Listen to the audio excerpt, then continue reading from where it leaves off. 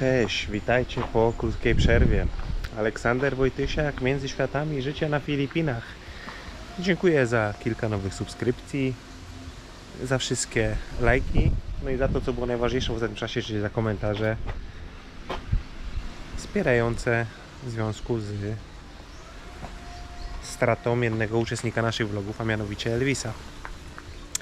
Tak jak pisałem wam pod postem, zamiast siedzieć i nie wiem, denerwować się na los, rozmyślać, dlaczego tak się stało, to z reguły jak mam taki moment w życiu, że coś mi tam siedzi w głowie, to po prostu rzucam się w wir pracy i że nie mam czasu o tym myśleć. Także dzisiaj zaczynamy kolejny dzień z budowy. Musicie zobaczyć, że w tej części jadalnej, nazwijcie salonem częścią jadalną, jedna ściana jest rozebrana, tam muszę zrobić kawałek, druga ściana jest rozebrana, to już jest zaimpregnowane na raz. Tu mam ułatwioną pracę, bo od tamtej strony, kto ogląda ten wie, jak była robiona sypialnia, wszystko było poimpregnowane na 3 razy i polakierowane, więc tu zostało tylko czoło. Tu de facto bambus wyglądał nie najgorzej, no ale jak już się powiedział A, to mówi się i B. Rozbiorę wszystko, żeby sprawdzić po prostu konstrukcję. Tu będę musiał przerobić, bo tu planujemy duże okno drzwi, a tutaj praktycznie od słupka do krawędzi drzwi, tam drzwi suwane. Też już jest wymiar podany do firmy, czekamy na jakąś wycenę, bo to już musi być użyte inne aluminium do bardziej solidne tych drzwi suwanych, no bo to już jest dość duża powierzchnia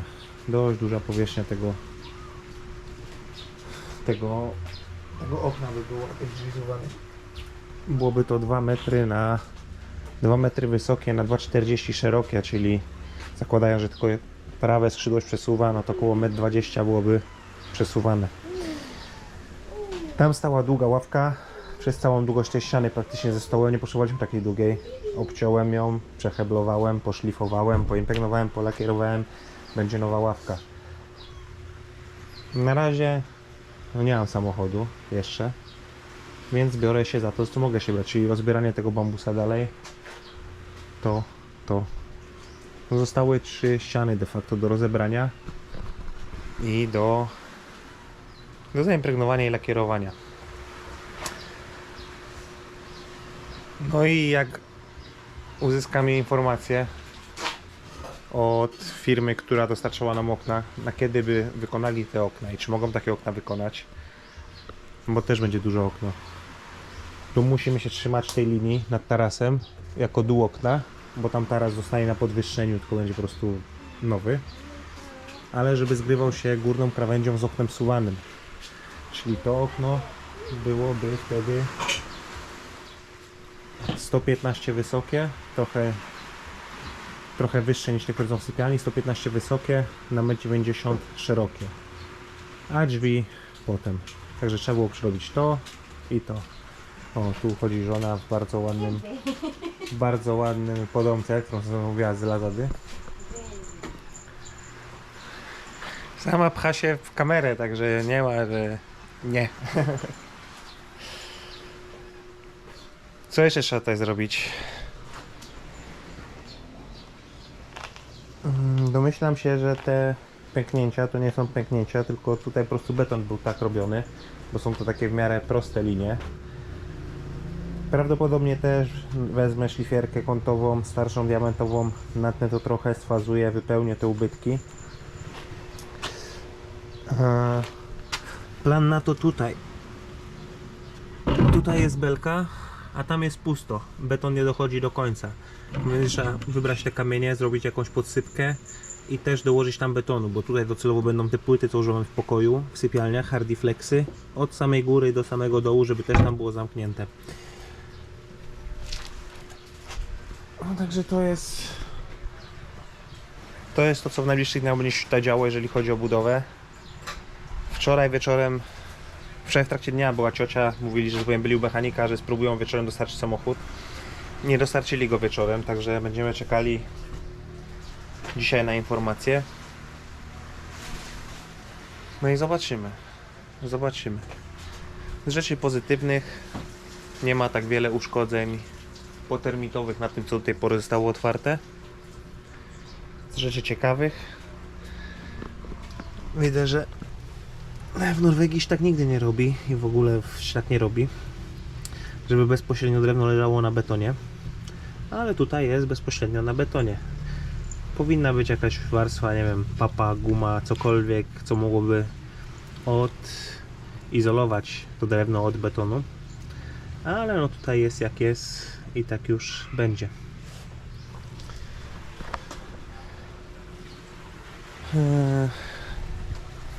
Co jeszcze?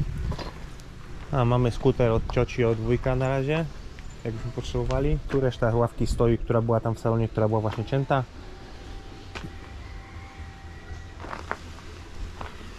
A jak ktoś nie śledzi postów,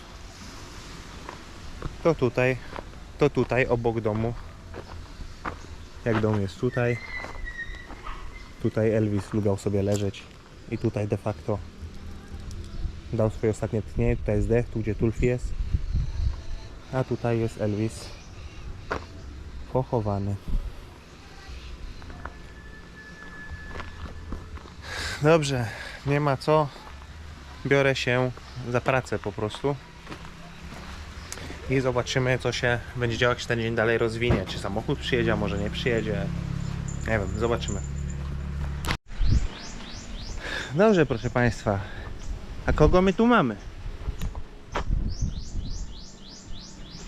Przed chwilą przyjechał i już wiem, jaki jest koszt. Już przejechałem się nim pierwszy raz, całkowicie inaczej pracuje. Tam od początku, jak go kupiliśmy, coś stukało.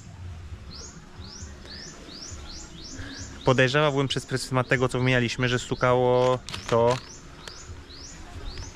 jakie stłoki wałkorbowe, tak? Panewki to są, że tam jakieś luzy były. Takie charakterystyczne stukanie w silniku, wiecie, trochę jak Passaty stukają. To coś takiego w tym samochodzie było, teraz już tego nie ma.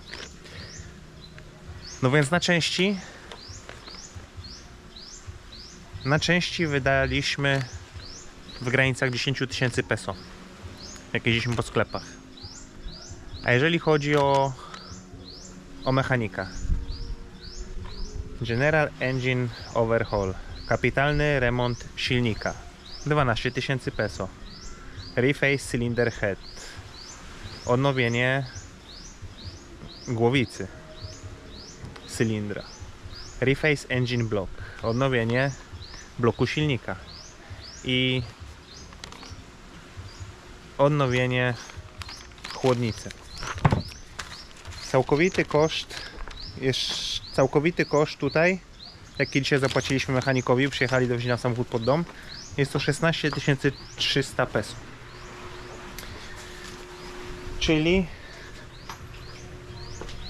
Czyli ten remont, mimo że był no dość solidny, jak wiecie, solidny, no chyba bardziej się kapitalnego remontu silnika nie da zrobić, bo musiałby wymieniać wszystkie części na nowe. Ale dobra, otworzymy tutaj, zobaczymy, co tu się dzieje teraz, co tu się...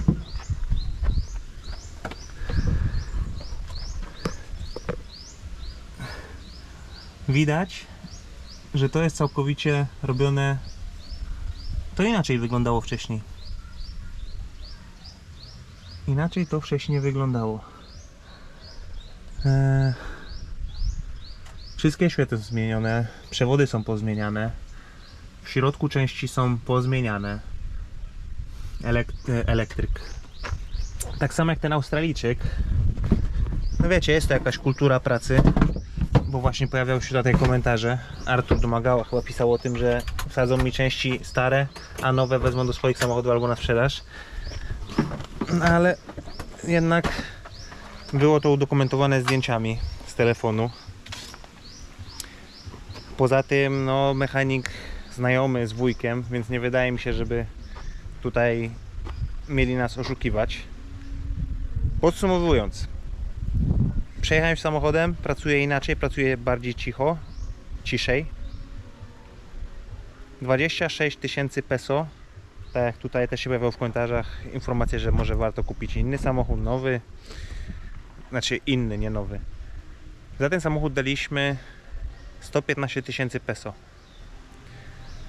Więc te 26, jak miałbym kupować kolejny nowy używany, gdzie tam też pewnie trzeba byłoby coś zrobić, no to się to po prostu nie opłaca. Tak jak mówiłem na początku, jak kupowałem ten samochód, to jest taki wół roboczy. Jeżeli da się go jakimś niewielkim kosztem remontować, to będziemy go remontowali. Nie będę szał żadnych zaklęć, w co chciałbym wierzyć po takim remoncie, że na ile to wystarczy. No ale na ten moment wydaje się, że samochód będzie działał, ale to się tylko wydaje. Zobaczymy po prostu w praktyce, jak trochę nim pojeździmy więcej. Ale tak jak mówię, na to co się przejechałem, on całkowicie inaczej brzmi silnik teraz. Już nie stuka, nie puka. A to też jest samochód po przejściach. On gdzieś na jakiejś farmie pracował wcześniej. Także w porządku. Te 26 000 peso za ogrom pracy, którą musieli oni wykonać, wydaje mi się, że też jest to uczciwa cena. Tym bardziej, tak jak mówię, ten Australijczyk w Dumaguete, zmieniając ten, nie wiem, pompkę do hamulca, tłok hamulca, jak ściągał deskę, pokazał na zdjęciach, no to też pamiętacie ci, co oglądają, że paliło nam się pod dupą, bo następnego dnia mieliśmy jechać na Skichor, a nagle się to stało, że hamulec nie odbijał z podłogi.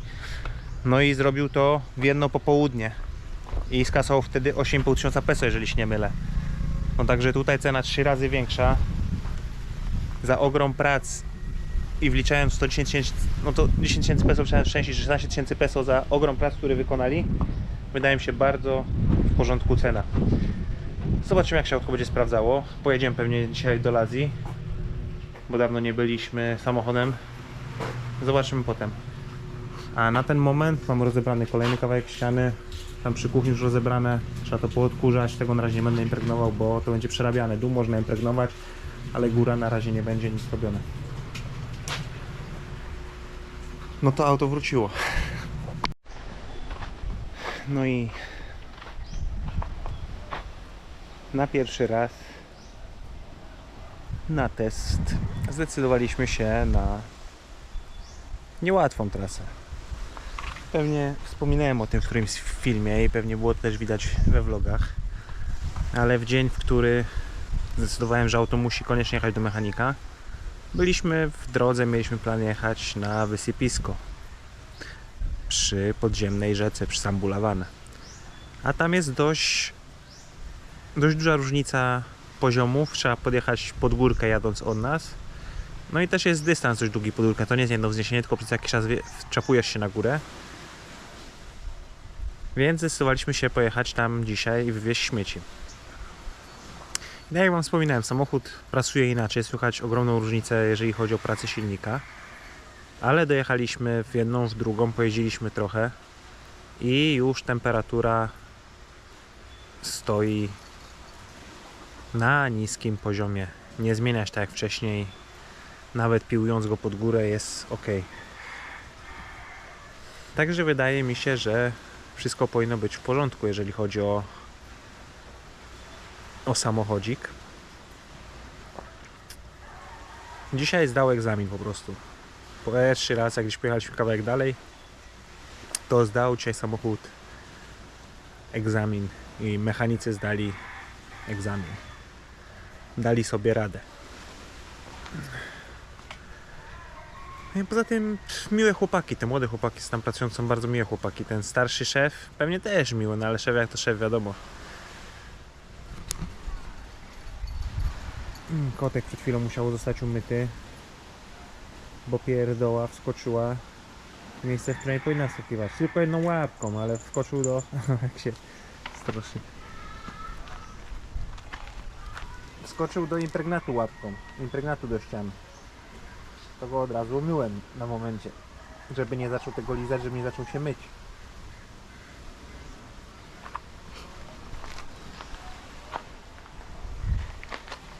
Także w końcu jakieś pozytywne informacje odnośnie samochodu. No i dzień też jest piękny, ale gorąco jest strasznie. I woda wysoko. Ile mamy dzisiaj?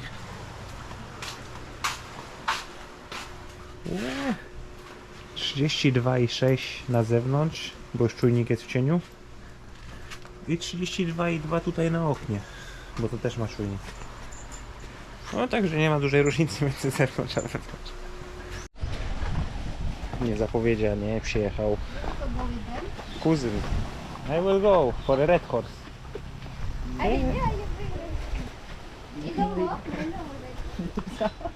Przyjechał kuzyn połowić ryby z brzegu, z wędki. Kuzyn, który mieszka w Lazji. Tam gdzie byliśmy na fieście, to jego syn, wujka Lindona.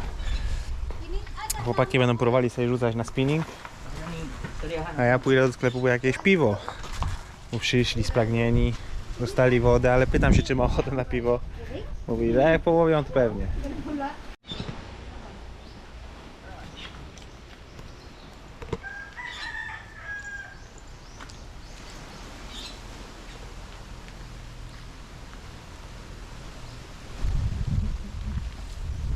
What are you doing?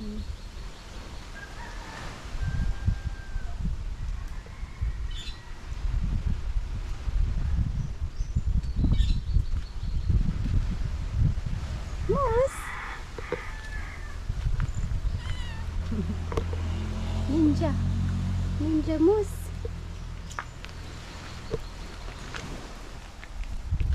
Rosie.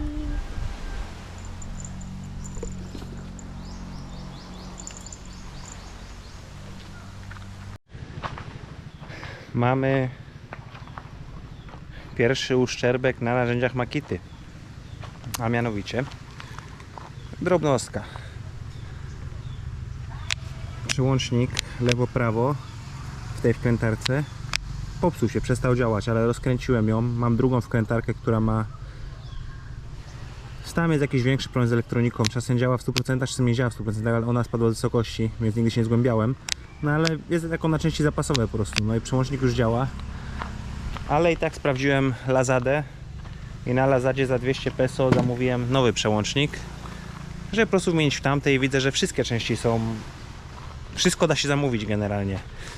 Więc może kiedyś, jak będzie potrzeba, przywrócę w wkrętarce 100% sprawności, ale na ten moment ważne, żeby ta, która działa w 100%, działała dalej w 100%. A bez przełączania lewo-prawo, no trochę byłby problem korzystać z tej wkrętarki.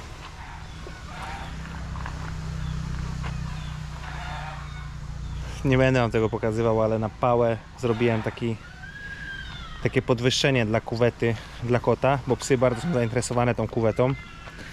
A najlepsze w tym wszystkim jest to najgorszym, że jak jest bardzo gorąco, to Rosie upodobała sobie to miejsce w kuwecie. Wiecie, tam jest wilgoć, piasek, chłodniej.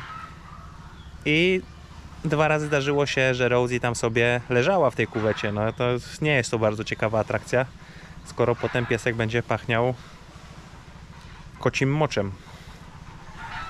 Tu sobie dzisiaj leżakowałem, rozwiesiłem sobie hamaczek, też z Norwegii. Muszę chyba też zamówić z Lazady te takie hamaki, co są od razu z moskitierą. To w taką fajną noc można by było sobie tutaj nawet spać z moskitierą. Będę się szykował bardzo powoli, bo to potrzeba trochę czasu do wypalania pieńków tutaj. Dzisiaj go powierciłem, poczyściłem trochę te otwory z tych mokrych wiórów. Jak będzie się zanosiło na deszcz, no to przykryję go jakimś hardiflexem albo czymkolwiek, żeby woda nie wsiąkała w pień. I przez nie sobie trochę podleje się czymś, podpali się i może zacznie się wypalać to, co jest. Jeszcze bardziej go powiercę jak ser szwajcarski. I jest szansa, że wtedy ten główny, jak się wypali główny pień, to korzenie to już jest małe piwo. No tutaj miałem taki mały machoń, też go wycinałem zaraz po przyjeździe. Łódki naprawdę niewielki. No i został sam pień wystający, tylko że on miał uszkodzenie w środku, że w środku był pusty. Termity albo coś. I też wczoraj go obłożyłem trocinami, podpaliłem. I byłem w szoku, bo dzisiaj była dość głęboka dziura. Zdarzyło się to, co zdarzyło się na innym pieńku, po prostu żar wszedł w pień i wszedł w glebę. No i go nie ma.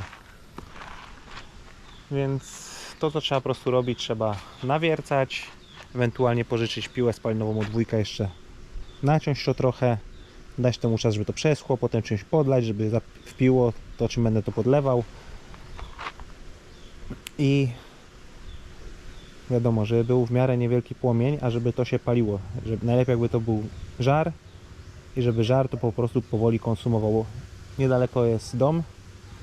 Ewentualnie też już mam na to pomysł, że zbuduję z tego Hardiflexa, który jest ognioodporny, jakąś małą zasłonę, żeby mieć pewność, że nawet jak jakieś iskry, coś, wszystko się będzie odbijało od tego Hardiflexa.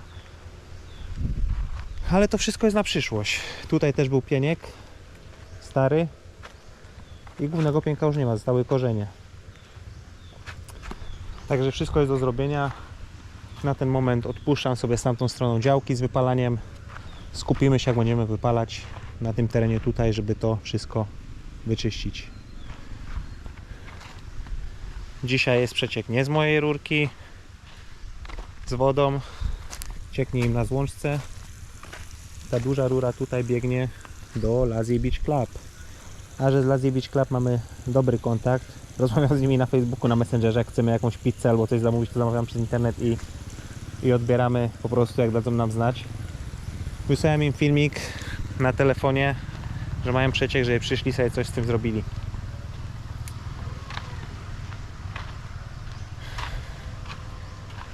Myślę, że to by było na tyle dzisiaj.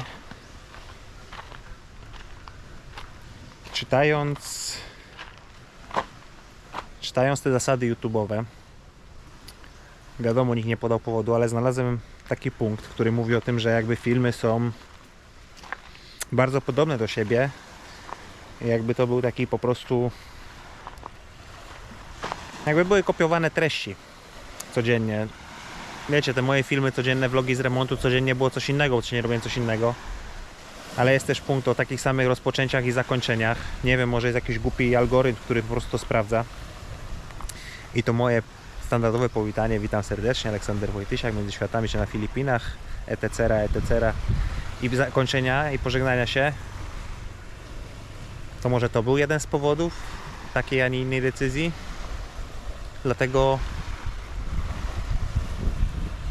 Dlatego myślę, że może na ten moment będzie lepiej, jak ograniczę się z rzucaniem tych filmów, żeby nie były codziennie w tym momencie. Mamy dzisiaj 8 marca. To do czasu następnej aplikacji mam jakieś 11 dni. Przez te 11 dni tylko wrzucę co najmniej 4 filmy, żeby nie wrzucać ich codziennie, żeby to nie wyglądało tak, jak wyglądało wcześniej. Yes, I'm coming. No, woła mnie Ernestin. Spaghetti jest gotowe. Pierwsze spaghetti na Filipinach normalne w stylu włoskim, a nie na słodko z sosem bananowym, który robi za ketchup. Bo tak na Filipinach jedzą spaghetti.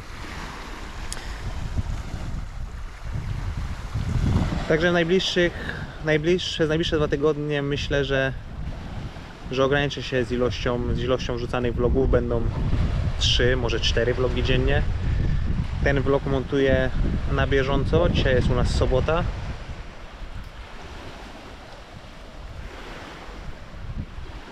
Pomyślę, jak jutro będzie wyglądało, ale jutro raczej nie będę pracował nad vlogiem jutro, a potem po prostu rozwlekę to trochę w czasie.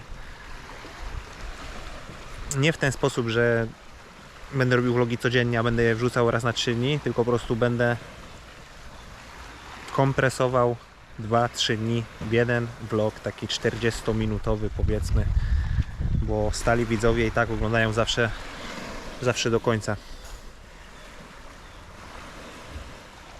Taki mam na to plan. Skoro w jeden sposób nie poszło, to spróbujemy zrobić inaczej.